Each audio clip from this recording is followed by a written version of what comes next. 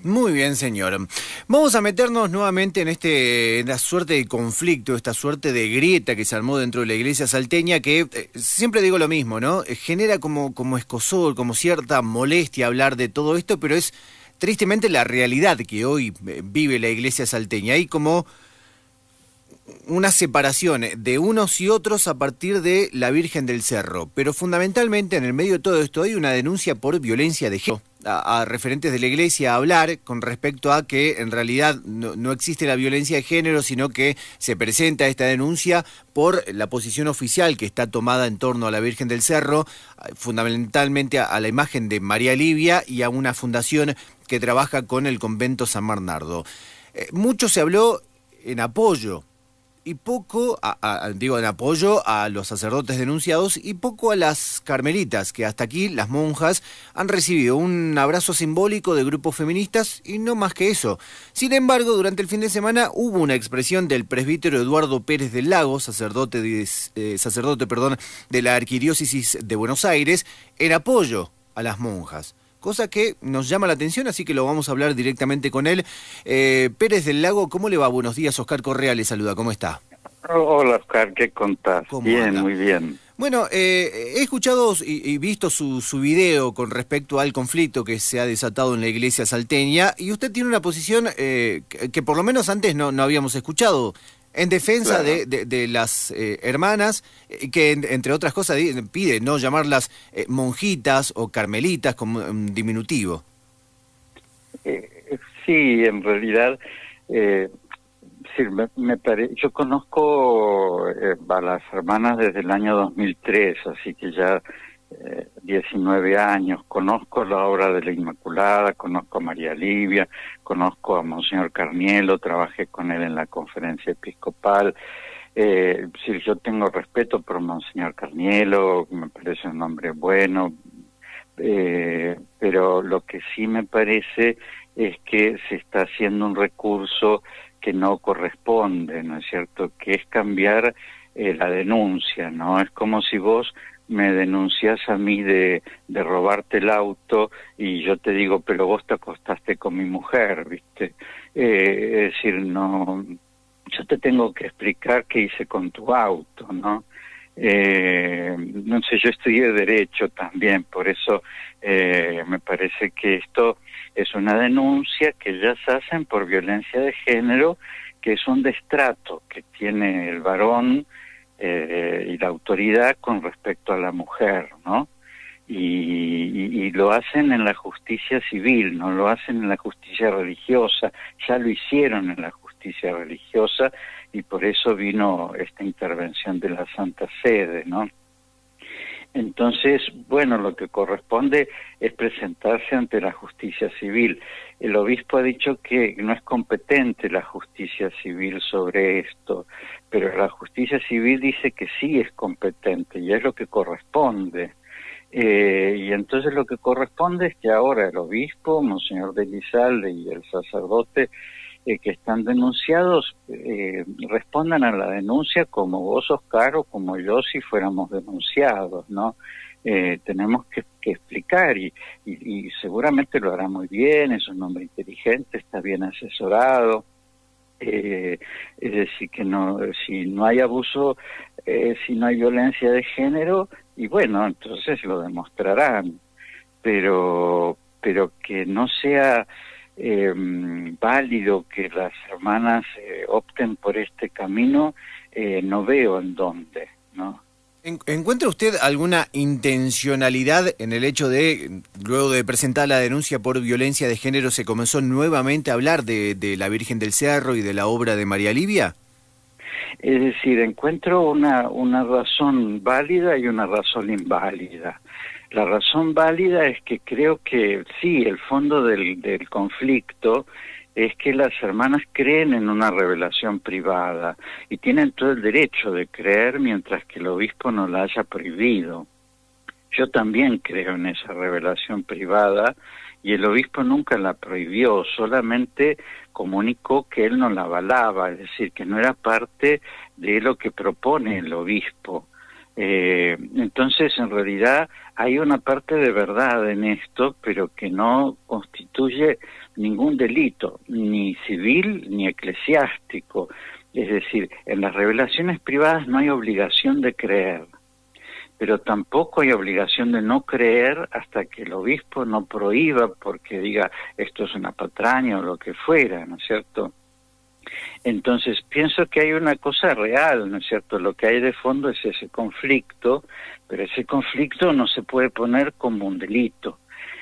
Y por otra parte pienso que es la voluntad de embarrar la cancha, ¿no es cierto? En términos jurídicos, ¿no? Es decir, esto que te digo, ¿no? Es decir, si vos me acusas de una cosa, yo te acuso de otra. Y entonces, pero en realidad a las acusaciones no hay que responder con acusaciones, sino con explicaciones. ¿Y cómo vive hoy la iglesia? Usted es sacerdote en la Arquidiócesis de Buenos Aires.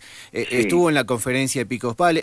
¿Cómo sí. vive puertas adentro la iglesia este conflicto que a nosotros, usted evidentemente conocedor de Salta, sabe que hay muchos fieles, mucha gente religiosa, que hay una manifestación extraordinaria con la Virgen, con el Señor y la Virgen del Milagro, pero Sí, también sí. con la Virgen del Cerro?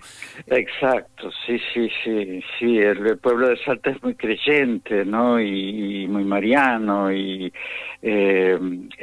ahora creer, viste, en distintas apariciones, es como la Virgen de Lourdes o de Fátima, es la misma Virgen María, ¿no? Y para Salta, a mi entender, ¿no? Es una alegría que la Virgen, además de haberlo salvado de un terremoto, se siga apareciendo, ¿no? Es decir, no veo ninguna incongruencia entre una cosa y la otra, ¿no? Ahora, es doloroso porque la Iglesia en este momento está vista con muchas oscuridades, ¿no es cierto? Fíjate que en Orán, que es la misma provincia, ¿no? El obispo está preso, ¿no es cierto? Es decir que y esto pasó en marzo de este año, ¿no? Y denunciado por sacerdotes y por seminaristas, ¿no?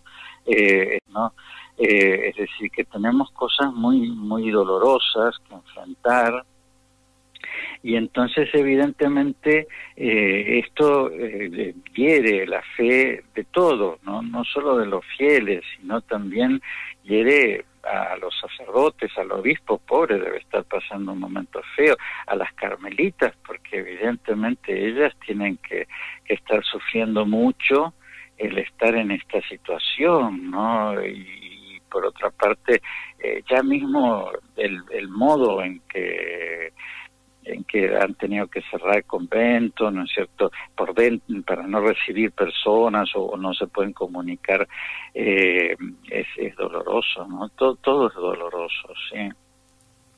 La verdad que vienen de dolor tras dolor la iglesia salteña, ¿no? Usted mencionaba Sí, lo del obispo de sí, Orán, hay varios sí. sacerdotes juzgados por abusos sexuales. Sí, fíjate, el padre Agustín de Rosa, otro padre que creo que se llama Rossi, es algo que es muy doloroso. Gracias a Dios en este tipo de abuso no es un abuso sexual, ¿no es cierto? Ciertamente, ¿no? Sería un abuso de poder, ¿no? Es decir, si hubiera violencia de género, que yo no digo ni que haya ni que no, digo que bueno que la justicia investigue y que la Iglesia colabore, ¿no es cierto?, con esa investigación, no la obstruya, ¿no? Y después que el recurso a los medios sea equilibrado, ¿no? Porque si yo en realidad grabé ese video en respuesta a un video de un sacerdote salteño que cuenta una historia parcial, a mi entender, en la homilía, ¿no? Entonces digo, bueno, a la gente le va a quedar esto, que por lo menos escuchen otra campana, ¿no?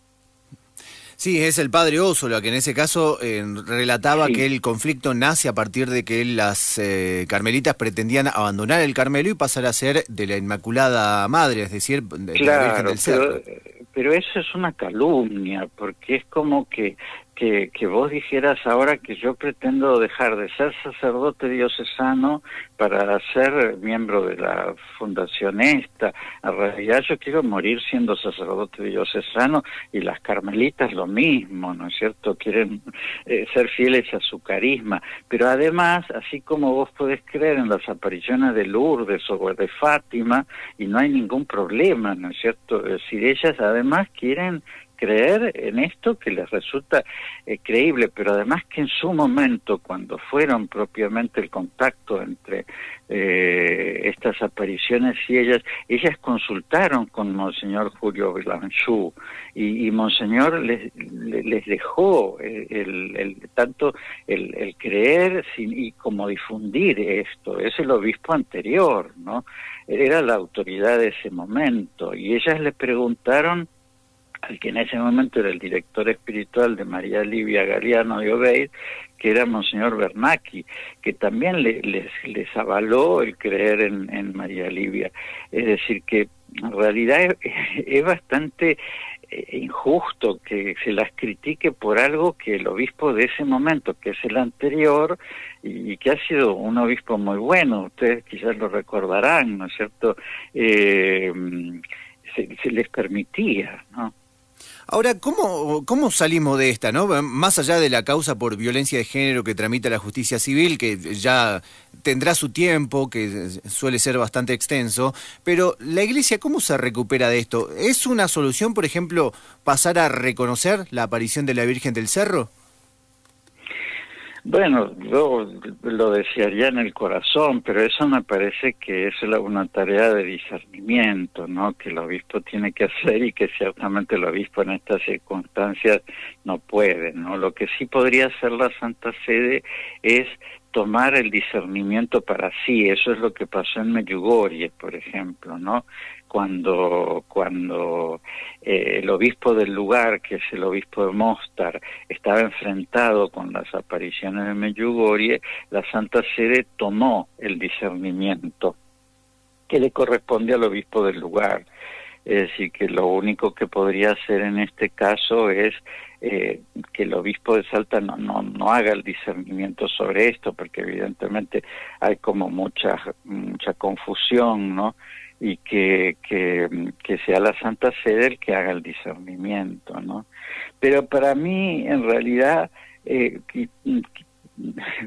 porque a mí no me gusta tanto que los que se está debatiendo no es si las apariciones son verdaderas o no, sino que lo que se está debatiendo es si hay violencia de género o no, ¿no?